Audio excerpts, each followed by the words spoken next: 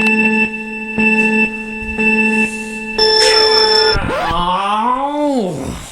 it's time.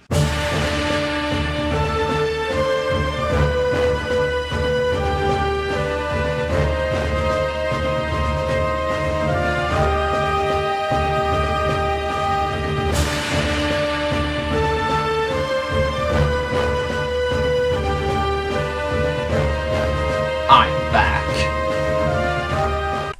What's going on, guys? I am the SNES Geek and welcome to the SNES Geek Show. So in today's video I will be reviewing a Nintendo 64 classic, Mario Kart 64 for the Nintendo 64, released back in 1996 and is considered, like I said, to be an absolute classic. So throw your shells at your friends and loosen your seatbelt, and it's time to jump into your go-kart. Let's go!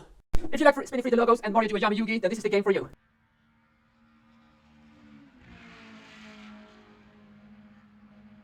Wow! This is the future!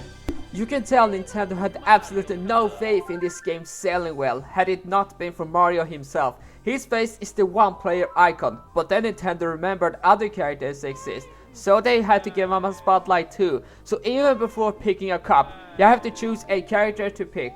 Obviously, Waluigi and Daisy didn't exist yet, so you have to pick from the OGs. Then it's time to pick a cup with 4 courses in each. They are decently interesting to look at the thumbnails, with some interesting names like Toad's Turnpike and Mario Raceway, with some of them even becoming fan favorites appearing in later games. Okay, we're ready on the starting line.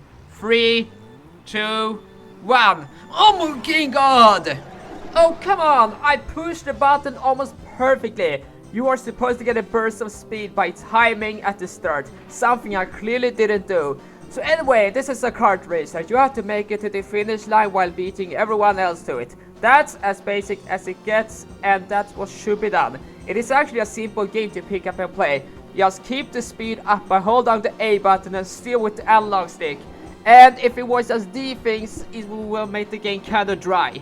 But thankfully Nintendo added item boxes to make the game more exciting. Then the items themselves are given to you depending on the position. There are 2 types of items, offensive and defensive. I recommend going for the offensive style while behind, then use the defensive style while ahead. As for the items, they are the following: bananas, mushroom, red shell, green shell, fake item box, starman and spiny shell. Just hold on the item button to let the defensive magic happen.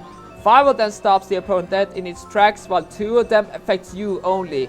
Those being the mushroom, which speeds you up, while the starman gives you invincibility and speed for a while. That's as simple as it needs to be. So the graphics are not the best. It's got that very special mid to late 90s polygonal look that was common at the time in video games. The courses all have something very special about them, which later games hasn't been able to replicate. Of course, don't think I mean it's a good looking game, which is really not. Most of them are rather empty. There's also open space with nothing really going for them. Some of them do have some more style, although the races themselves are just 2D models stuck onto a 3D kart. Like I've shown, there are 8 characters to choose from, with all of the major ones from the various Nintendo games at the time. Remember, this was before the cast was really expansive. It's rather small, but a good selection nonetheless. However, don't pick any character or hope to get any major advantages, the only one being that certain characters to push away some others, that being the advantage. I tend to always go for heavier characters such as Bowser and Donkey Kong, as well as some others you will see in this gameplay. So the different numbers on the cups marks the speed and difficulty, with the one thing that changes them is the speed itself.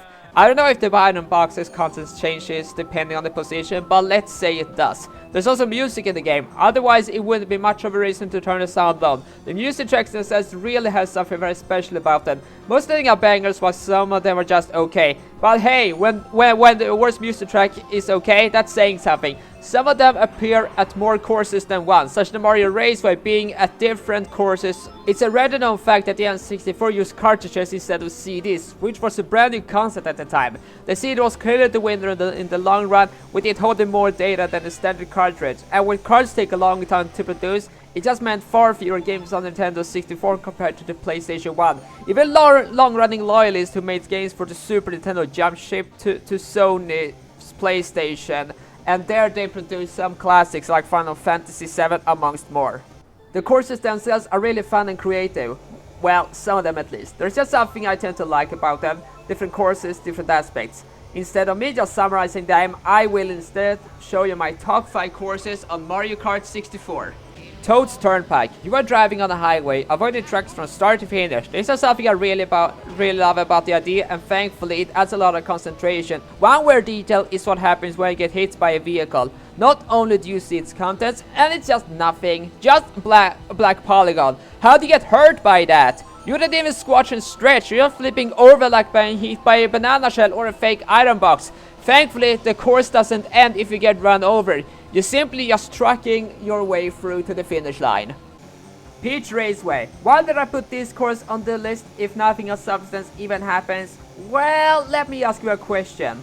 Did this race happen for the events of Mario 64 or after? You'll be the judge. Not only is there a ramp, which is a lot of fun to jump over, the only time it happens, but Peach's Castle is on the other side. Also, there's this bit which has a bit troubling for a lot of players if you're not careful.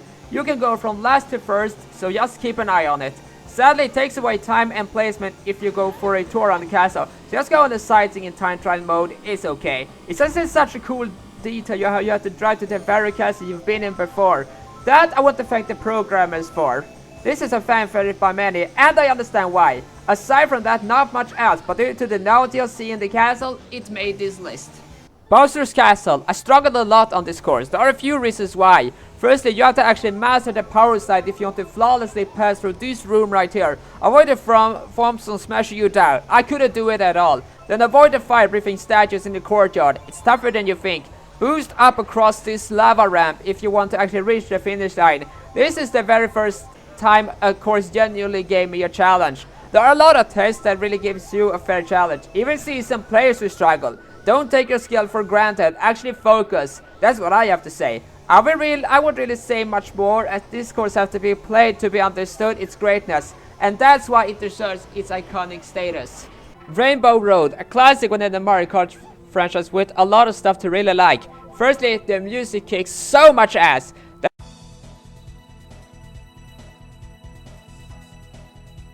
And if you look at the sky, you will see star constellations of all of the Mario characters. I think, being formed. The only time it happens. Watch out for the chain jump, it will bite you in the ass if you don't see it coming. Something most players don't do over 20 years later. No one really talks about it, which I really appreciate. It's really like Myst has such a gem which really show the capabilities of the CD that is just forgotten. That means you can play the game without many spoilers unless you pick up a walkthrough, which you really shouldn't do. Do yourself a favor and avoid that. I'll probably talk about this game later, so stay tuned. Anyway, this is a long course. That may sound like a short course, but believe me, those laps are truly worth it. The last thing to mention are the guardrails set up across the entire course, meaning falling off is way less likely.